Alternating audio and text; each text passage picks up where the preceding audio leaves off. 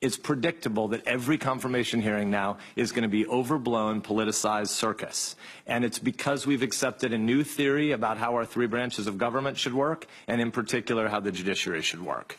What Supreme Court confirmation hearings should be about is an opportunity to go back and do schoolhouse rock civics for our kids. We should be talking about how a bill becomes a law and what the job of Article 2 is and what the job of Article 3 is. So let's try just a little bit. How did we get here and how can we fix it? I want to make just 4 brief points. Number 1, in our system, the legislative branch is supposed to be the center of our politics. Number 2, it's not. Why not? Because for the last century, and increasing by the decade right now, more and more legislative authority is delegated to the executive branch every year. Both parties do it. The legislature is impotent, the legislature is weak, and most people here want their jobs more than they really want to do legislative work, and so they punt most of the work to the next branch. Third consequence is that this transfer of power means the people yearn for a place where politics can actually be done. And when we don't do a lot of big, actual political debating here, we transfer it to the Supreme Court. And that's why the Supreme Court is increasingly a substitute political battleground in America. It is not healthy, but it is what happens, and it's something that our founders wouldn't be able to make any sense of. And fourth and finally, we badly need to restore the proper duties and the balance of power from our constitutional system. So point 1, the legislative branch is supposed to be the locus of our politics, properly understood. Since we're here in this room today, because this is a Supreme Court confirmation hearing, we're tempted to start with Article 3. But really we need Article 3 is the part of the Constitution that sets up the judiciary. We really should be starting with Article 1, which is us. What is the legislature's job? The Constitution's drafters began with the legislature. These are equal branches, but Article 1 comes first for a reason, and that's because policy making is supposed to be done in the body that makes laws. That means that this is supposed to be the institution dedicated to political fights. If we see lots and lots of protests in front of the Supreme Court, that's a pretty good litmus test barometer of the fact that our republic isn't healthy. Because people shouldn't be thinking they are protesting in front of the Supreme Court. They should be protesting in front of this body.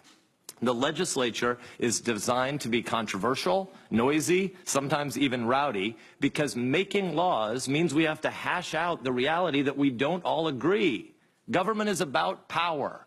Government is not just another word for things we do together. The reason we have limited government in America is because we believe in freedom. We believe in souls, we believe in persuasion, we believe in love, and those things aren't done by power. But the government acts by power. And since the government acts by power, we should be reticent to use power. And so it means when you differ about power, you have to have a debate. And this institution is supposed to be dedicated to debate and should be based on the premise that we know since we don't all agree, we should try to constrain that power just a little bit, but then we should fight about it and have a vote in front of the American people, and then what happens? The people get to decide whether they want to hire us or fire us. They don't have to hire us again. This body is the political branch where policy-making fights should happen. And if we are the easiest people to fire, it means the only way the people can maintain power in our system is if almost all the politicized decisions happen here, not in Article 2 or Article 3. So that brings us to a second point. How do we get to a place where the legislature decided to give away its power? We've been doing it for a long time. Over the course of the last century, but especially since the 1930s and then ramping up since the 1960s, a whole lot of the responsibility in this body has been kicked to a bunch of alphabet soup bureaucracies. All the acronyms that people know about their government or don't know about their government are the places where most actual policy making, kind of in a way lawmaking, is happening right now. This is not what Schoolhouse Rock says. There's no verse of Schoolhouse Rock that says give a whole bunch of power to the alphabet soup agencies and let them decide what the governance decision should be for the people, because the people don't have any way to fire the bureaucrats. And so what we mostly do around this body is not pass laws. What we mostly do is decide to give permission to the secretary or the administrator of bureaucracy X, Y, or Z to make law-like regulations. That's mostly what we do here. We go home and we pretend we make laws. No, we don't. We write giant pieces of legislation, 1,200 pages, 1,500 pages long, that people haven't read, filled with all these terms that are undefined, and we say the secretary of such and such shall promulgate rules that do the rest of our dang jobs. That's why there's so many fights about the executive branch and about the judiciary, because this body rarely finishes its work. And the House is even worse. I don't really believe that. It just seemed like you needed to try to unite us in some way. So I admit that there are rational arguments that one could make for this new system. The Congress can't manage all the nitty-gritty details of everything about modern government, and this system tries to give power and control to experts in their fields, where most of us in Congress don't know much of anything, or about technical matters for sure, but you could also impugn our wisdom if you want. But when you're talking about technical, complicated matters, it's true that the Congress would have a hard time sorting out every final dot and tittle about every detail. But the real reason, at the end of the day, that this institution punts most of its power to executive branch agencies is because it's a convenient way for legislators to be able to avoid taking responsibility for controversial and often unpopular decisions. If people want to get reelected over and over again, and that's your highest goal, if your biggest long-term thought around here is about your own incumbency, then actually giving away your power is a pretty good strategy. It's not a very good life, but it's a pretty good strategy for incumbency. And so at the end of the day, a lot of the power delegation that happens from this branch is because the Congress has decided to self-neuter.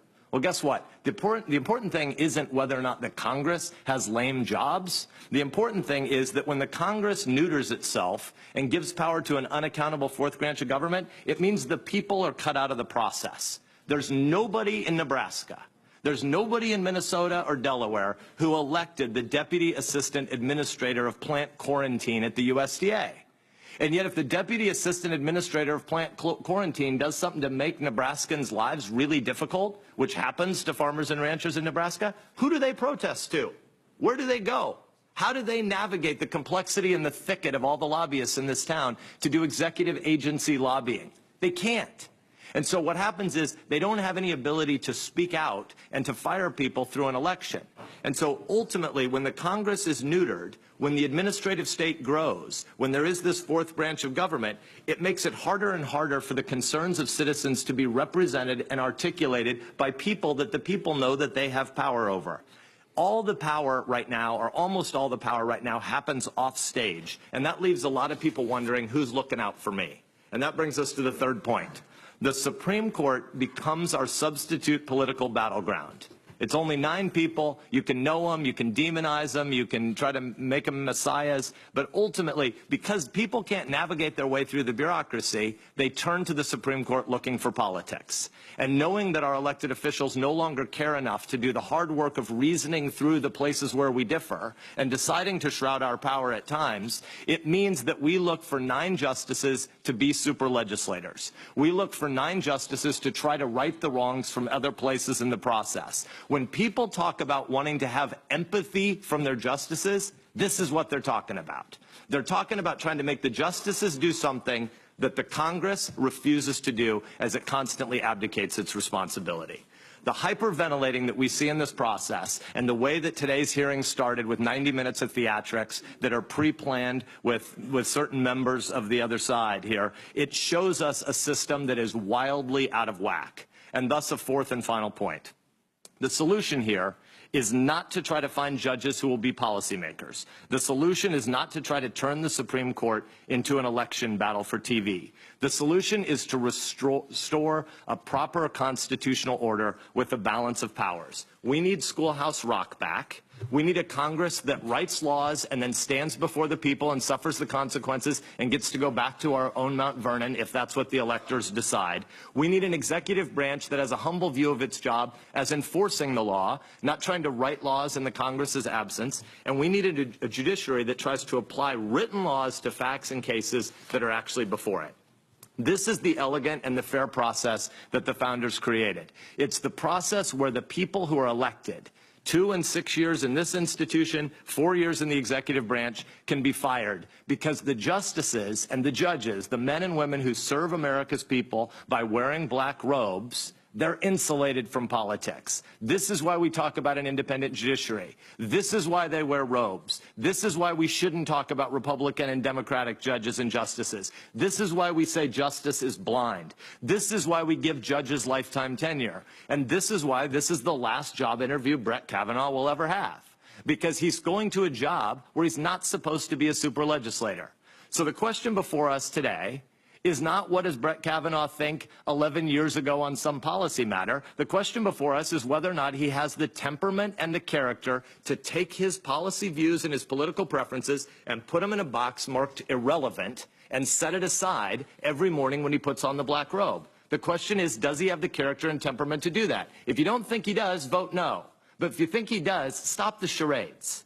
Because at the end of the day, I think all of us know that Brett Kavanaugh understands his job isn't to rewrite laws as he wishes they were. He understands that he's not being interviewed to be a super legislator. He understands that his job isn't to seek popularity. His job is to be fair and dispassionate. It is not to exercise empathy. It is to follow written laws. Contrary to the onion-like smears that we hear outside, Judge Kavanaugh doesn't hate women and children. Judge Kavanaugh doesn't lust after dirty water and stinky air. No, looking at his record, it seems to me that what he actually dislikes are legislators that are too lazy and too risk-averse to do our actual jobs. It seems to me that if you read his 300-plus opinions, what his opinions reveal to me is a dissatisfaction. I think he would argue a constitutionally compelled dissatisfaction with power-hungry executive branch bureaucrats doing our job when we fail to do it. And in this view, I think he's aligned with the founders. For our Constitution places power not in the hands of this city's bureaucracy, which can't be fired, but our Constitution places the policy-making power in the 535 of our hands because the voters can hire and fire us. And if the voters are going to retain their power, they need a legislature that's responsive to politics, not a judiciary that's responsive to politics. It seems to me that Judge Kavanaugh is ready to do his job. The question for us is whether we're ready to do our job.